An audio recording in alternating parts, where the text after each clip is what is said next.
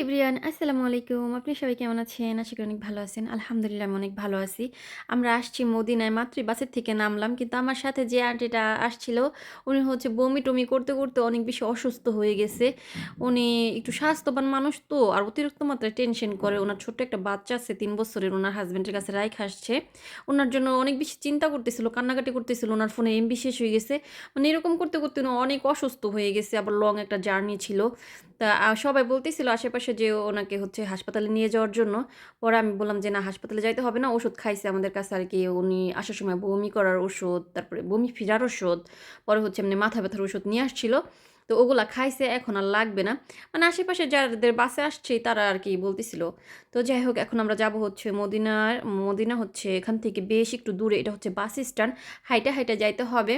সোনার মদিনায় চলে আসছি। আর আপনারা আমাদের জন্য দোয়া করবেন। এটাই হচ্ছে মক্কা মদিনার আমার লাস্ট ভিডিও। কারণ আজকে মদিনার ভিডিওটা হইলে পরে তো বাসায় যাব। বাসায় গিয়ে ইনশাআল্লাহ আবার রেগুলার বাসার রান্নাবান্নার ভিডিও আমি শেয়ার করব আপনাদের সাথে। ভিডিওর ১ম এ আমার পাশে যে মুটকু ব্যাটাটাকে দেখতে পারলেন আমার হাসি পাচ্ছে। আচ্ছা যাই হোক, ওই ব্যাটা হচ্ছে বাসওয়ালা মানে বাস উনি নিজে চালাইছে, ড্রাইভার বাসের। যাই হোক উনি বাসের সামনে দাঁড়ায় ছিল আর সবাই আমাদের আগে চলে গেছে বাস থেকে নেমেই। কিন্তু আমি আর আমার আরেকটা আন্টি বাস থেকে নেমে দাঁড়িয়ে আছি। এই আন্টিটা আর নামে না, নামে না, নামে না। পরে খুঁজতে দেখি অনেকক্ষণ পর বের হইছে আরকি। মানে অসুস্থ ছিল তো শুয়ে পড়ছে বাসের ভিতরে সবাই যে বের হয়ে গেছে উনার একবার ডাইকা আসছে তারপর উনি নামে না। পরে এই দিক দিয়ে ওই দিক দিয়ে হচ্ছে খুঁজতে পরে পাইলাম উনারে। তাই নিয়ে এই যে এখন যাইতাছি। উনি আমার হাত ধরে একটু হাঁটতেছে। কারণ অনেক বেশি ক্লান্ত হয়ে গেছে। এইবার মদিনায় এসে আমার সাথে ২ টা কাহিনী হইছে। মানে ইতিহাস গড়ে ফেলছি। আগে পরে আমার সাথে এরকম কখনোই হয় না। ওই যে কোনো ব্যাটা মানুষ সাথে না আসলে যেরকম হয় আরকি বা হচ্ছে কোনো গার্ডিয়ান সাথে না আসলে যেরকম হয়। তো আগের বার তো মা আসছিল। মা হচ্ছে একদম টাইম টু টাইম যেটা বলছে মায়ের পিছনে হাঁটছি। মানে সবকিছু সুন্দর মতো হইছে। এবারও আলহামদুলিল্লাহ সুন্দর মতো হইছে। কিন্তু অনেক বড় একটা মিস্টেক হয়ে গেছে। এখন সকাল ৮ঃ০০ ৮:৩০ বাজে আমরা মদিনায় যাচ্ছি।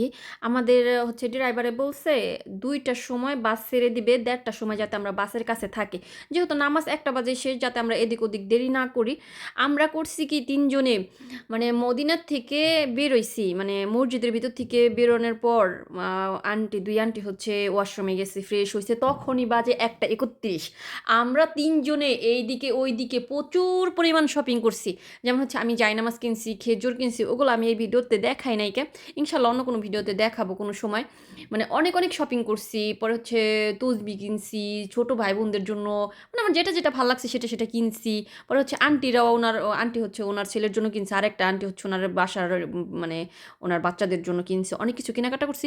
এরকম কিনতে পরে হঠাৎ করে মোবাইলের দিকে তাকাইছি। এখন দেখি ২টা ৪৪ বাজে। ২টা বাজে বাস ছেড়ে দেওয়ার তো কথাই। আবার আমরা মার্কেটে থাকা অবস্থায় ২টা ৪৪ বাজে। এখন আমরা বাস স্ট্যান্ডে যাইতে লাগবে মিনিমাম ১০ থেকে ১৫ মিনিট। তাড়াহুড়া করে ৩ জনে গেছি। যাওয়ার পরে এখন দেখি কি আমাদের রাইখা বাস ছেড়ে দিছে। আর বাসের যে আমাদের আশেপাশে যে আরেকটা আন্টি ছিল উনি আমাকে বলছে কয়েকবার যে, "তোমার নাম্বারটা দাও, তোমার নাম্বারটা দাও।" কিন্তু আমার তখন ওরকমভাবে আমার মনে হয় নাই যে দিব কি দিব না। নাম্বারটা আমি দেই নাই একে আরকি। পরে হচ্ছে আবার ড্রাইভারের নাম্বারও আমাদের কাছে নাই। আবার আমার ২ আন্টির হচ্ছে মোবাইলে চার্জ নাই। আমার মোবাইলে চার্জ আছে, আমার মোবাইলে টাকা নাই।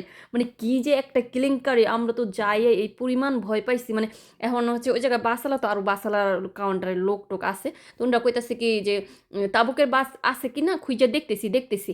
মানে এরকম করে বলতেছে কিন্তু দেখলো আরো ২ টা বাস ছিল। আমাদের বাসের সাথে ওই ২ টাও ছেড়ে দিছে তাবুকের বাস। এখন আমরা কি করব? পরে হচ্ছে হঠাৎ করে যে আঙ্কেল আমাদের টিকিট-মিকিট কাইটে দিছে ওই আঙ্কেলটা হচ্ছে আন্টির মোবাইলে কল দিছে। একদম ঠিক কাইরেক্ট টাইমে। কল দিয়ে বলতেছে কি, "কি অবস্থা? তোমরা কি বাসে উঠছো?" আন্টি বলতেছে, "বাসে তো উঠি নাই কে, বাস তো ছেড়ে দিছে আমাদের রাইখা।" আঙ্কেল তো এই পরিমাণ রাগারাগি চিল্লাচিল্লি করতাছে। সেই সাথে আমার মোবাইলে আবার ফোন দিছে ফোন কাইটে। "হে তোরে বললাম" মানে আঙ্কেল হচ্ছে আমার মামার মতো তো মানে নিজের ভাগ্নির মতো মনে করে, তোদের বললাম না যে তোরা ঠিক টাইম মতো আসিস, তোরা মহিলা মানুষ, তোরা হচ্ছে আর ১০-১৫ মিনিট আগে আসবি। বাস ছেড়ে দিছে তারপরেও তোরা কি লিগা এত লেট কি লিগা করলি? তোরা কোথায় গেছিলি?" হ্যান-ত্যান। পরে আঙ্কেলরে বললাম যে, "আঙ্কেল এখন তো মাথা গরম করে কোনো লাভ নাই কে? আপনি দেখেন বাস কাউন্টারে ফোন দিয়ে মানে যে তাবুকে যে বাসের ওই জায়গায় টিকিট কাটছে ওই জায়গা থেকে ফোন দিয়ে ড্রাইভারের নাম্বারটা আনতে পারে কিনা?" পরে আঙ্কেল হচ্ছে সেই সাথে সমস্ত কিছুর ব্যবস্থা করছে। করার পরে হচ্ছে সে তাবুক থেকে উনি নাম্বার নিছে বাসের যে জায়গা থেকে টিকিট কাটছিল ওই ড্রাইভারের। ওই জায়গা থেকে নাম্বার নিয়ে আঙ্কেল হচ্ছে বাসের ড্রাইভারে আমার নাম্বার দিছে। নাম্বার দেওয়ার পর বাসের ড্রাইভারও তো ফোন দিয়ে মানে আমারে জারি-মারি মারতেছে। "আপনারা মহিলা মানুষ, আপনারা হচ্ছে কেমনে কি করলেন? আপনাদের জন্য কতক্ষণ পর্যন্ত আমরা ওয়েট করেছিলাম।" পরে আমি বলতেছি যে, "আচ্ছা ঠিক আছে।" মানে আমি আবার আরবিতে বলতেছি যে, ঠিক আছে, আমাদের ভুল হয়ে গেছে।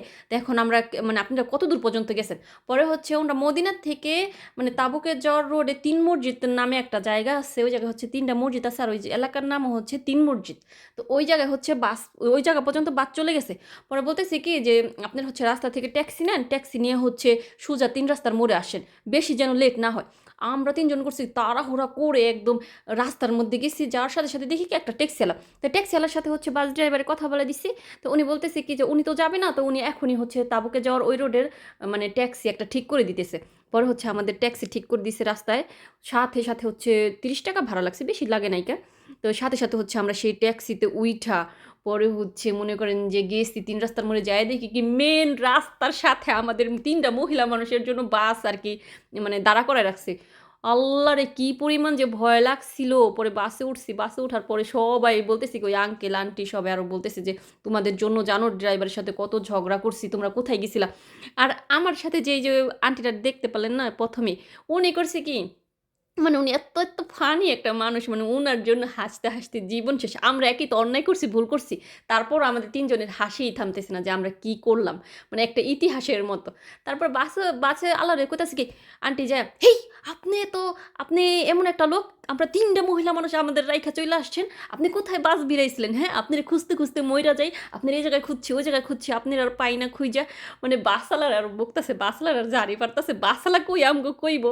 মানে হাসতে অবস্থা কাহেলা। আজকে মানে এই যে এইবার উমরা করতে যেয়ে এত বেশি মানে মানে অনেক ভালো লাগছে। নামাজ কালাম পড়ছি, আল্লাহর ইবাদত করছি আলহামদুলিল্লাহ। তার সাথে অনেক বেশি এনজয়ও করছি। আর অনেক বেশি ভালো লাগছে আলহামদুলিল্লাহ। যাই হোক অনেক গল্পর মাঝে মানে ভিডিওতে আমার কি হইতেছিল আমি সেটাই ভুলে গেছি। এখানে হচ্ছে আমরা এই যে কবুতরের জন্য খাবার আনছিলাম। কবুতরের খাবার দিলাম। আর সকাল টাইম তো মাত্র রোদ উঠছে। আর এটা হচ্ছে যে মদিনা দেখুন। আরেকটা কাহিনী হইছে আমার ছোট মামা থাকে সৌদি আরবে ১২-১৩ বছর তো হবেই। উনার নিজের ওয়ার্কশপ আছে এই জায়গায়।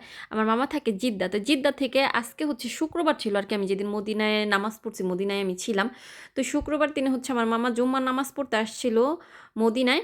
আর আমিও আসছি মদিনায়। কিন্তু আমার ফোনে টাকাও নাই, এমবিও নাই, কোনো কিছু নাই। আমার ফোন একদম অচল অবস্থায় ছিল। আমি যেই টাইমে মদিনায় ঢুকছি, আমার মামাও ঠিক একই টাইমে মদিনায় ঢুকছে। আমিও ৩ ঘন্টা পর্যন্ত মদিনার মসজিদের ভিতরে ঘুমাইছিলাম। আমার মামাও ৩ ঘন্টা পর্যন্ত ঘুমাইছিল।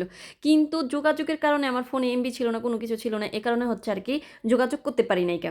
পরে কি হইছে, আমি হঠাৎ করে হচ্ছে বাসায় গেছি। মানে এই আজকে রাতে তো বাসায় যাবো। বাসায় যেয়ে হচ্ছে মাত্র দরজা খুলছি আর আমার মোবাইলে টুট করে আরকি নেট আসছে। নেট আসার পরে দেখি কি আমার মামা লাইভে গেছে যে বলতেছে যে, "হ্যালো গাইস, আমি হচ্ছে আজকে মদিনায় জুম্মার নামাজ পড়লাম আলহামদুলিল্লাহ।" আমি দেখে তো পুরাই অবাক। আমি আমার মামারে আরকি সাথে ফোন দিছি।